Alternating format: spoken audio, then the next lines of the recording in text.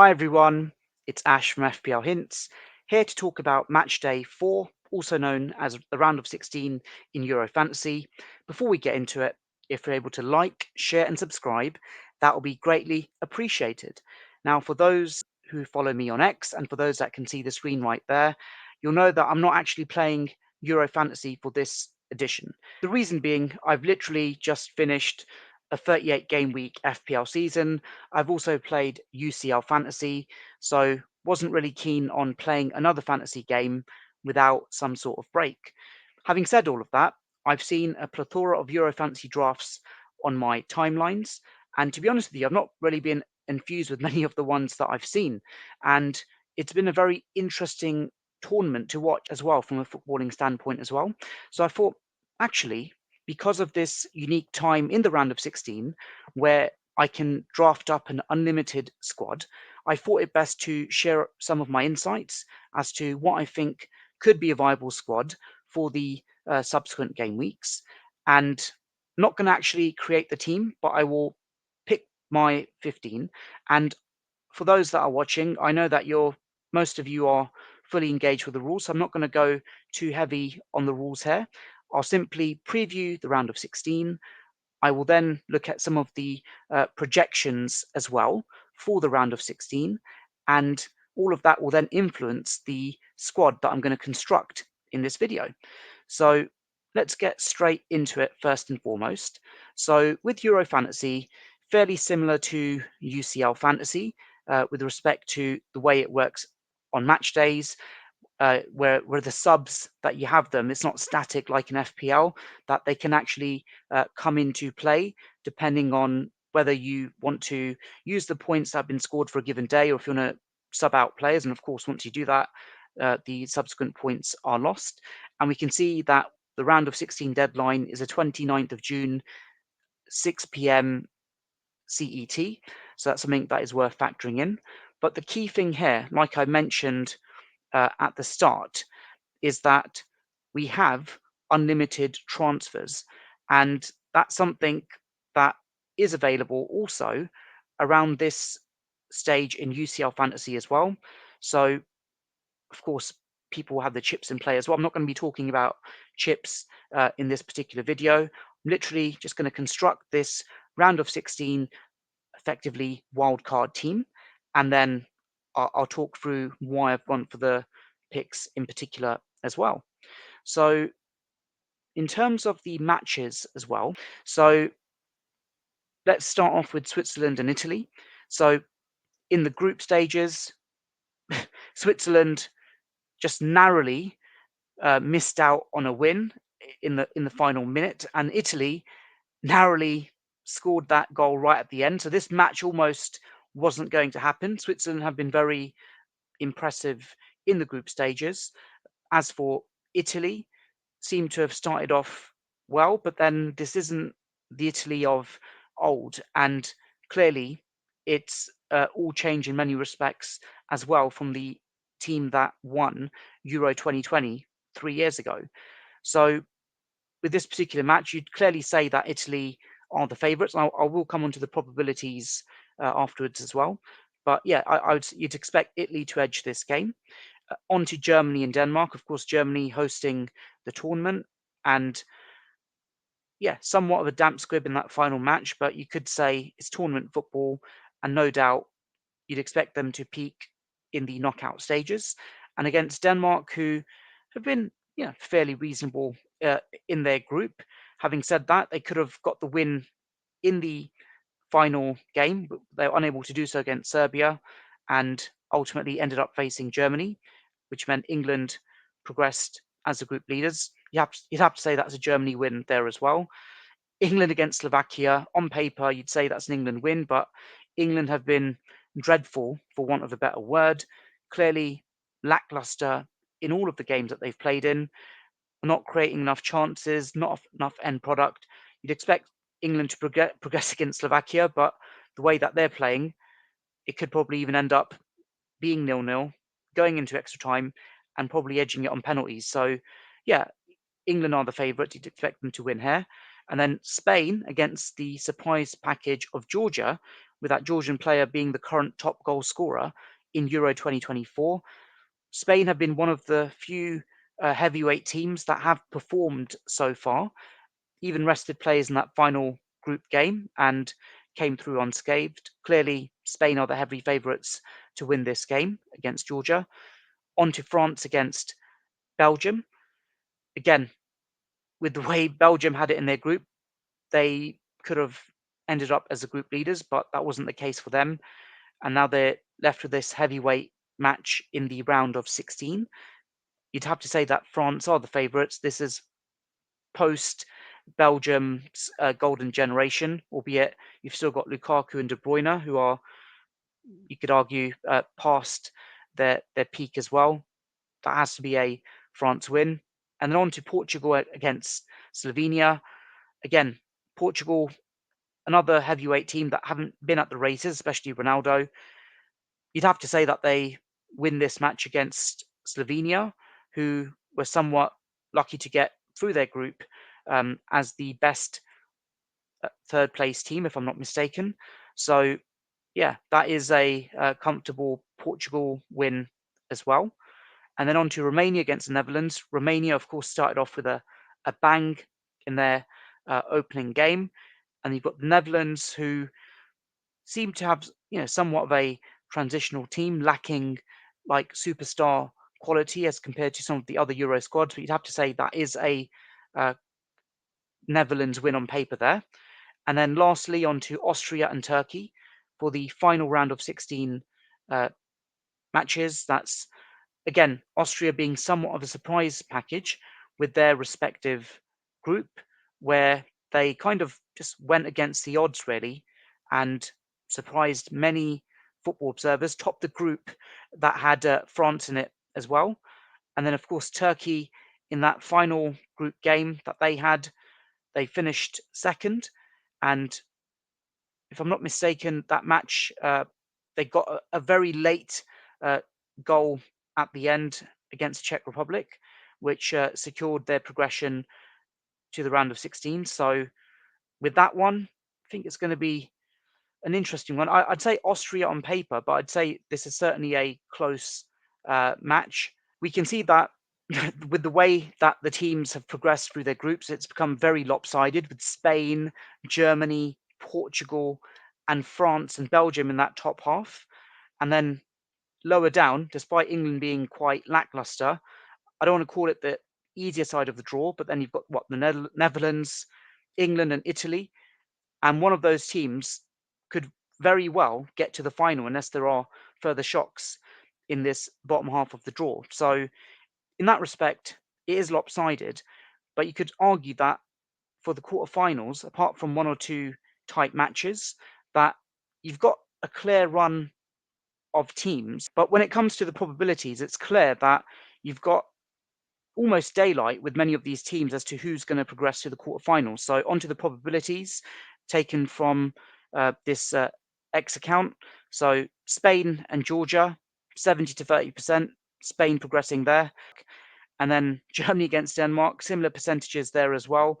Go heavy on Germany in my unlimited transfers for the round of 16. Portugal against Slovenia, similar percentages there, albeit looking at what I've seen of Portugal as a observer of the matches, may not want to go heavy on them.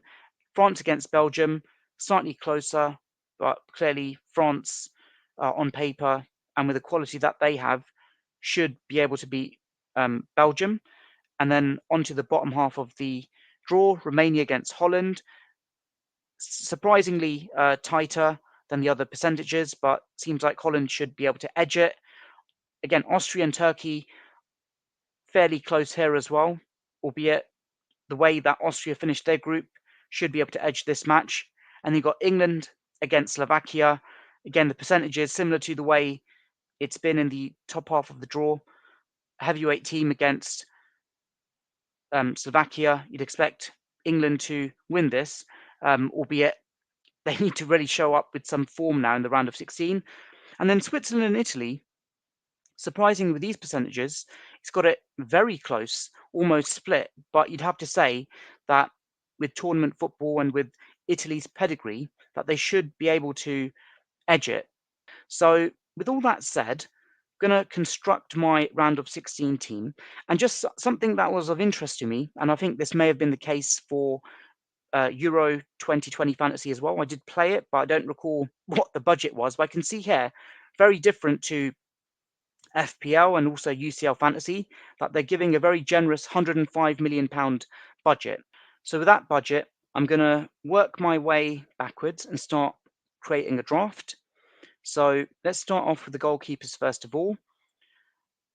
Again, England, I talked about them being quite lackluster, but I still want Jordan Pickford against this Slovakia team. I think Slovakia will struggle somewhat, and I'd expect England to progress to the quarterfinals. If we just remember correctly as well, that when it comes to the number of transfers for the quarterfinals, just factoring that in, you can make 3 transfers. So you'd hope that the bulk of the 15 will be retained. So that's something I will clearly need to factor in. This isn't really a time for punts, as it were. So you're really backing the teams you'd expect to also win. It's not just based upon, obviously, keeping the players on a short-term basis. So Pickford comes in. I'm also going to pick Neuer as a goalkeeper as well for Germany. I definitely wanted some sort of defensive cover from Germany. And of course, with the extra budget that they're providing in this format of the game, I can effectively afford 2 premium goalkeepers. So in he comes as well. Now, onto the defense. I think that because of the not to say lopsidedness, but because of the way how some of the matches are so heavily favoured towards the heavyweight team, I am going to go heavy on the defence here as well. And again, I want England cover. I'd expect England to progress to the quarterfinals without conceding a goal. So just going to pick my defenders here and just deselect Germany for a moment. And I'll pick England, apply the filters. So again, need to factor in rotation with England as well. But you'd hope that Stones will retain his place for England, and also another player, Carl Walker, as well, just because of their importance in the defence. And clearly, there's a case of Southgate having to chop and change up front, but in defence, I'd hope that Stones, Walker, and Pickford would keep their place. That's not really been an issue per se for England, albeit there has been a bit of sloppy defending as well. But Stones, Walker, and Pickford are my mainstay picks. Obviously, there's Luke Shaw there, but he's not fully fit, and I'd be very surprised if he even starts any matches in Euro 2024 for England. Alexander Arnold, who's been somewhat of a rotation risk, and with Trippier, could also pick him, but then there's a risk of rotation with him as well. And I'd argue that on the balance of probability, that Stones and Walker are less likely to be rotated. So again, you can see I'm building a heavy defense here, and I'm going to carry that on actually, because I feel that almost like, again, formation doesn't really matter in Euro Fantasy because of the way you can sub in and sub out players. But as a default, you could potentially field a 5-man defense if you really wanted to with this extra budget and with the way that the trends are appearing in the Euros so far, whereby like the heavyweight teams are defending reasonably enough, and there's not really that many standout players. In fact, you've got that Georgian player, the top goal scorer as of now. So I'm not going to load up heavily on my premium attackers, as it were. But let's see what we can do here. One player I definitely want to get from Spain in defence, scored in the Champions League final, and he, I believe, scored in Spain's opening match in the Euros as well. There he is, Carvajal. That's a no-nonsense pick right there. And then let's go back to Germany. And again, let's pick a safe as houses pick for Germany, someone you'd expect to play in all of their remaining matches at Euro 2024. And that is Rudiger. In he comes. And of course, I can't just constantly buy premium defenders. I need someone who's somewhat of a budget player as well. So I'm going to go to Italy purely because of their pathway in Euro 2024. And if I apply the filters, there he is. Bastoni comes in for Italy. Oh, he's 5.5 million. So let's keep him in there. Apologies. Let's see if I can make it work. I mean, just if I look at the other options there.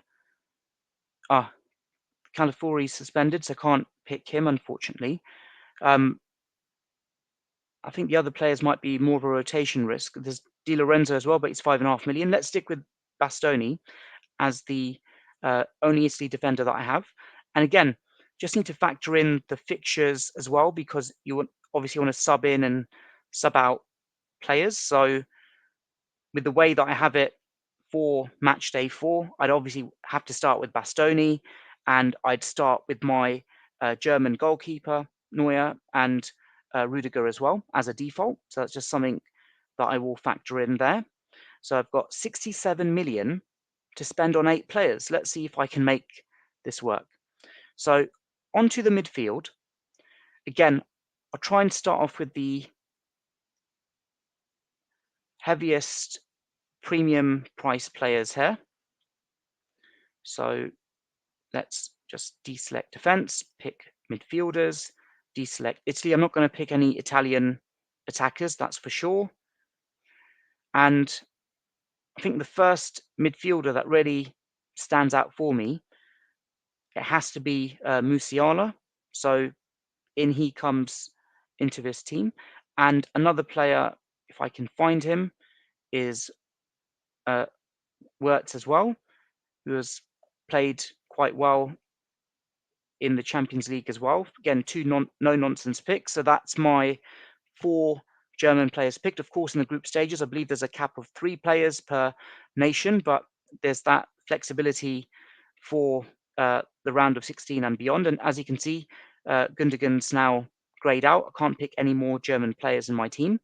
So back to England. So had Pickford, Walker, Soames. I could pick one more England player. And if I'm going to pick an England player who's showed some form from an attacking perspective, is Jude Bellingham. So in he comes. So that leaves me with 2 other spots to fill. And again, looking at the way the draw is quite lopsided, I want to pick a Netherlands player, assuming that they can win their round of 16 and do well in that bottom half. So the one that really sticks out for me for the Netherlands, I just get this here. It's Simons, in he comes, £7 million. I think he was unlucky not to score. If I just bring his details up, you can see there he's got 2 points, 4 points, 4 points. Very unlucky not to score. Definitely has some great attacking prowess, so going to keep him as well. On to my last midfielder. Again, I talked about probabilities and ideally picking players that you'd expect to progress to the quarterfinals. But in this instance, I'm going to make one exception, actually. And I'm going to pick De Bruyne. Kind of feel with him, arguably could be his last tournament. And he's actually got some form on his side as well, with a 12-pointer and a 6-pointer in. Again, France will be a tricky team, but I want to pick him. And of course, if we expect Belgium to lose against France based on the probabilities, that'll be a transfer that I'd have to make. So I think in he comes. And again, with Belgium playing later on, let's just say if my German players, Musiala or Wirtz, were to blank, then by all means, I can sub on De Bruyne as a potential option. So that leaves me with £25 million, euros, beg your pardon, and 3 players. And let's see if I can make this work now. So get rid of Belgium, apply the filters. Let's get Mbappe, 11 million. Obviously, he got the injury, had to sit out the second group game, and then came back for the third group game. I think it's no nonsense pick Mbappe. That leaves me with 14 million euros for my remaining 2 picks. And I'm going to go back to the Netherlands and Gakpo, who has scored. Let me just get this right. Sort this by points. Where is he? Gakpo. Let's just go to the Netherlands and pick him.